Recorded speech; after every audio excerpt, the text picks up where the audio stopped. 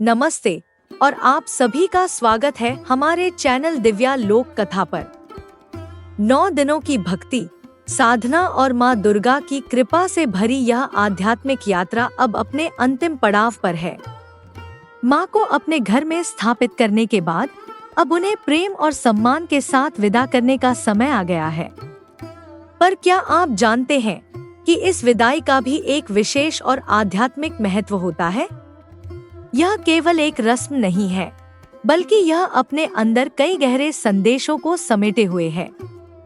आज हम आपको नवरात्रि की चौकी हटाने और विसर्जन की संपूर्ण विधि के बारे में विस्तार से बताएंगे। यह विधि सिर्फ एक प्रक्रिया नहीं है, बल्कि यह उस भाव की अभिव्यक्ति है जिसमें आप माँ को धन्यवाद देते हैं और उनसे अगले वर्ष फिर आने का अनुरोध करते हैं। हम हर छोटी बड़ी बात पर चर्चा करेंगे ताकि आपकी पूजा का समापन भी उतना ही पवित्र हो जितनी उसकी शुरुआत थी। सबसे पहले आइए समझते हैं कि हम चौकी क्यों हटाते हैं। हमारी सनातन संस्कृति में भगवान को मेहमान की तरह माना जाता है। हम उन्हें पूरे सम्मान और प्रेम से आमंत्रित करते हैं, उनकी सेवा करते हैं और फिर एक निश्चित समय के बाद उन्हें सम्मान पूर्वक विदा करते हैं। विसर्जन का अर्थ है पुनः मिलन का वादा। हम माँ से कहते हैं कि हम उन्हें उनके स्थान पर लौटा रहे हैं, पर हम अगले वर्ष फिर उनका स्वागत करेंगे।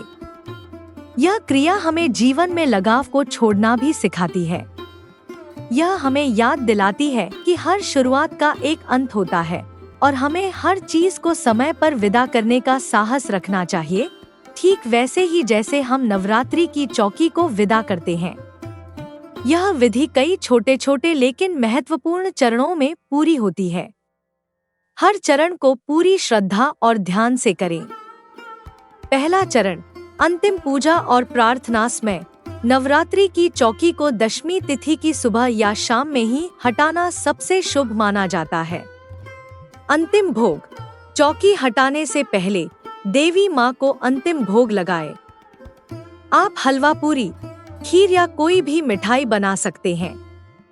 भोग लगाते समय यह भाव रखें कि आप माँ को 9 दिनों के आतिथ्य के लिए धन्यवाद दे रहे हैं।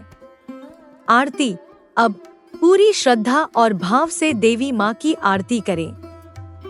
यह आरती 9 दिनों की आपकी तपस्या का फल है।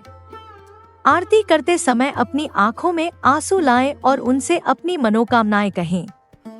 दूसरा चरण, अखंड ज्योति का सम्मान पूर्वक विसर्जन। यदि आपने 9 दिनों तक अखंड ज्योति जलाई थी तो उसे हाथ जोड़कर प्रणाम करें। यह ज्योति आपके संकल्प और विश्वास का प्रतीक थी। आरती के बाद आप इस ज्योति को धीरे से किसी साफ सुथरी जगह पर बुझा दें।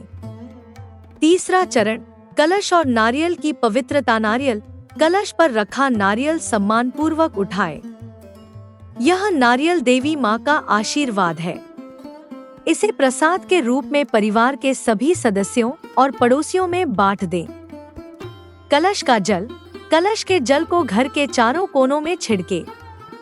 यह जल 9 दिनों तक देवी की शक्तियों को समाहित करता रहा है और इसे छिड़कने से आपके घर की नकारात्मकता दूर होती है।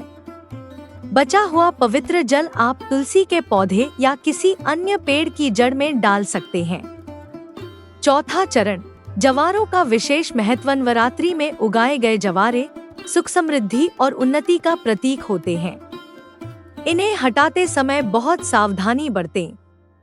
विसर्जन विधि, जवारों को किसी नदी या बहते हुए पानी में विसर्जित करना सबसे शुभ माना जाता है। यदि आपके पास नदी नहीं है तो आप इन्हें किसी मंदिर में रख सकते हैं या अपने घर के बगीचे में किसी पेड़ की जड़ में दबा सकते हैं। यह मिट्टी और प्रकृति के प्रति हमारा आभार व्यक्त करता है। पांचवा चरण, देवी को विदा करना। अब सबसे महत्वपूर्ण क्षण आता है, माँ को विदा करना। सबसे पहले देवी माँ की प्रतिमा या तस्वीर को चौकी से धीरे से उठाए। उन्हें एक लाल या पीली चुनरी से लपेटकर एक साफ और सुरक्षित स्थान पर रखें, जहां उन्हें कोई क्षति न पहुंचे। अंत में जिस चौकी पर आपने पूजा सामग्री रखी थी उसे साफ करें और सम्मानपूर्वक हटा दें। छठा चरण, पूजा सामग्री का विसर्जन। फूलों और अन्य प्राकृतिक सामग्रियों को नदी में विसर्जित करें या मिट्टी में दबा दें। चुनरी, वस्त्र या अन्य कपड़े जिन्हें आप दोबारा इस्तेमाल कर सकते हैं, उन्हें धोकर अपने मंदिर में रख लें। अगरबत्ती की राख और अन्य बची हुई सामग्री को किसी पेड़ की जड़ में डाल दें। नवरात्रि का समापन सिर्फ चौकी हटाने का काम नहीं है, बल्कि यह एक भाव है। यह दर्शाता है कि आप जीवन में मिली हर कृपा के लिए कृतज्ञ हैं। जब आप माँ को विदा करते हैं, तो यह विश्वास रखें कि वह आपके हृदय में हमेशा विराजमान है। अगले वर्ष वह फिर आपके घर में पधारेंगी। इस नवरात्रि की सफल समापन के लिए आपको बहुत बहुत बधाई। माँ दुर्गा का आशीर्वाद आप पर और आपके परिवार पर हमेशा बना रहे।